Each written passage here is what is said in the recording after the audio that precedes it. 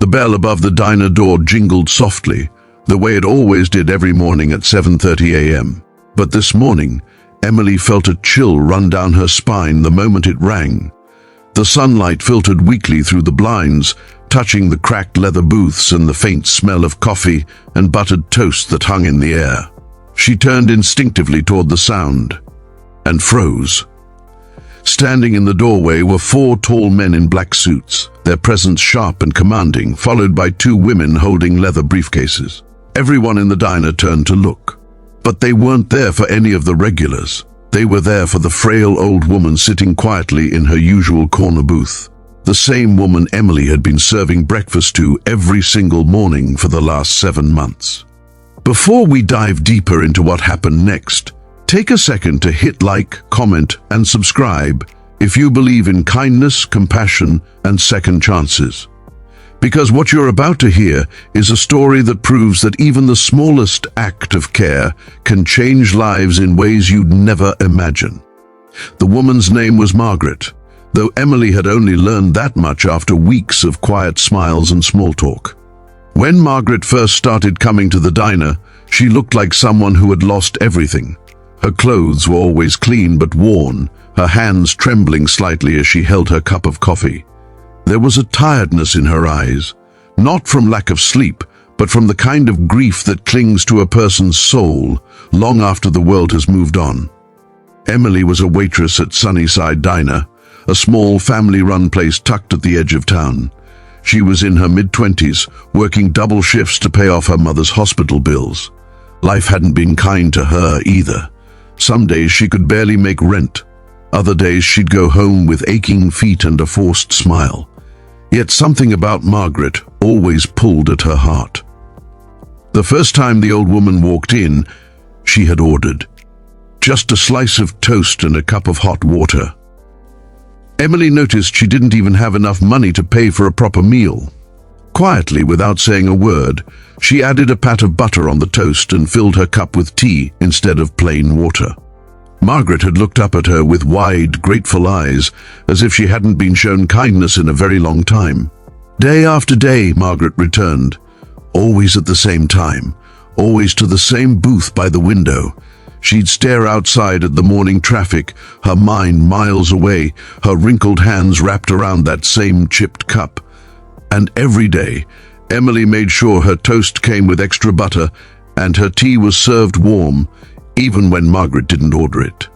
Sometimes she'd sneak a small piece of pie onto the plate when the manager wasn't looking. Other times, she'd sit for a minute, pretending to refill sugar containers just so she could talk to her. Over time, they became something like family. Not the kind you're born into, but the kind you stumble upon when both hearts are quietly breaking. One cold morning in November, Margaret didn't show up. Emily noticed immediately. The booth by the window looked painfully empty. The next day, still no Margaret. By the 3rd morning, Emily couldn't take it anymore. She asked around, but no one knew where the old woman lived. She realized then how little she actually knew about the person who had become such a constant in her life. She felt a strange ache in her chest, like she had lost someone dear without ever really knowing them. But on the 4th morning, Margaret returned. Her face was pale, and she looked weaker than before. She confessed softly that she had fallen ill and had no one to take care of her. Emily didn't hesitate. During her lunch break, she ran to the nearby pharmacy and bought medicine with her own money. She packed a small paper bag with soup from the diner and handed it to Margaret, saying it was just leftovers. Margaret's eyes filled with tears, and she whispered, "No one's done something like this for me in years." From then on, Emily made it her mission to make Margaret's morning special. She'd start her shift a little earlier to make sure the booth was clean, the toast perfectly golden, and the tea steaming just right. Some customers teased her for caring too much, but Emily didn't mind. She knew what loneliness looked like, and she wasn't about to let Margaret feel it anymore. Months passed. Winter turned to spring, and their bond grew stronger. Margaret started smiling again, her laugh light and gentle.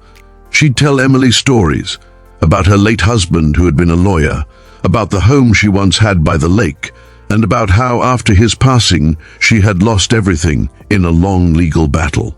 Emily never interrupted, never pitied her, she just listened. Sometimes that's all a person needs, someone to listen without judgment. Then came that morning, the one that changed everything.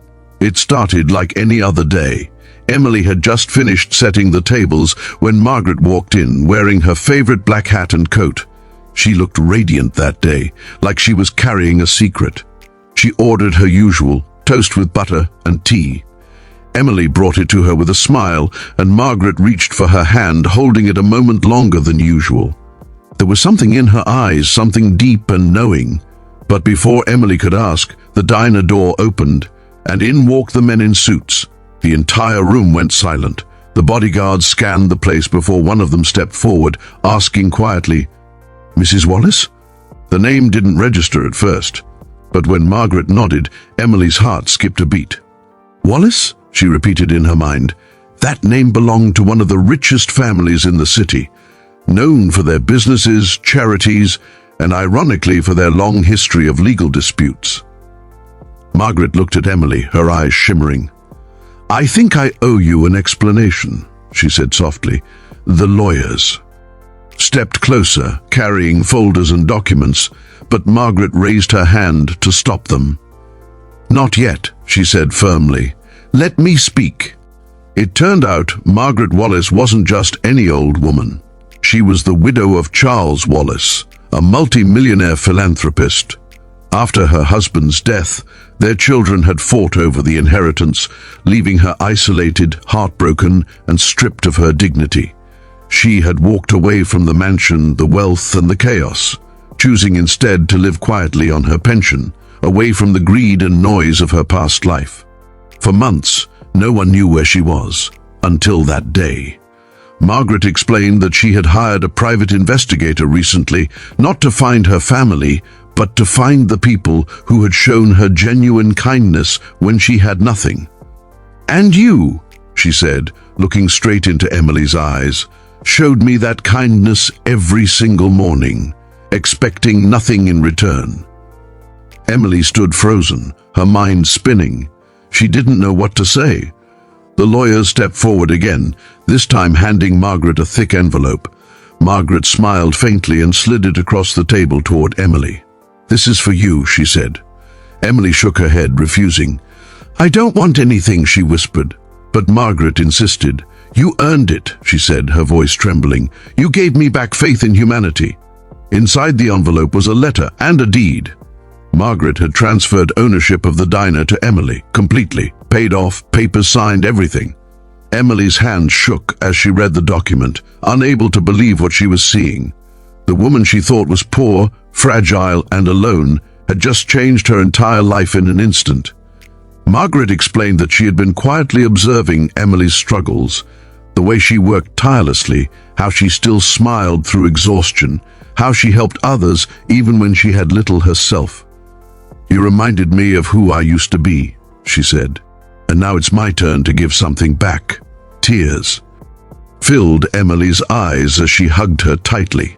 The whole diner erupted into applause, the regulars standing up, clapping with wet eyes and warm smiles. For the first time in years, Emily felt like the world had noticed her heart, not just her work. A few days later, Margaret stopped by one last time. She looked peaceful, her smile radiant. She told Emily she was moving back to her old home, not to live among luxury, but to reopen her husband's charitable foundation. She wanted to use her remaining years to help others the way Emily had helped her. Before leaving, she pressed a small locket into Emily's hand. Inside was a tiny picture of a lake and the words engraved, "Kindness is the wealth of the heart." Months passed again.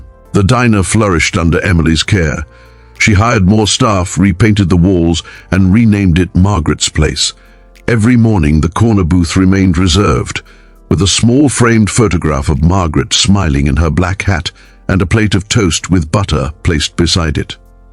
The townspeople often came not just for food, but for the story of a waitress who gave without expecting anything, and an old woman who returned that kindness 1,000-fold.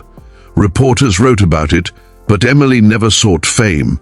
All she wanted was to keep the spirit of kindness alive. Sometimes, late at night, when she'd close the diner and turn off the lights, she'd sit in that booth, sipping tea, whispering, "Thank you, Margaret." And though the seat beside her was empty, she always felt a quiet warmth in the air, as if Margaret never really left.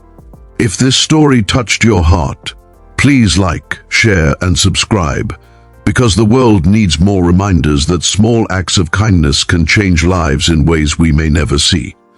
Before you go, comment below. Have you ever helped someone expecting nothing in return, and it came back to you in an unexpected way?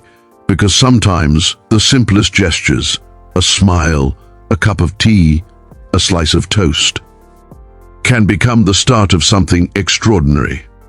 And when you give kindness freely, the universe always finds a way to bring it back to you.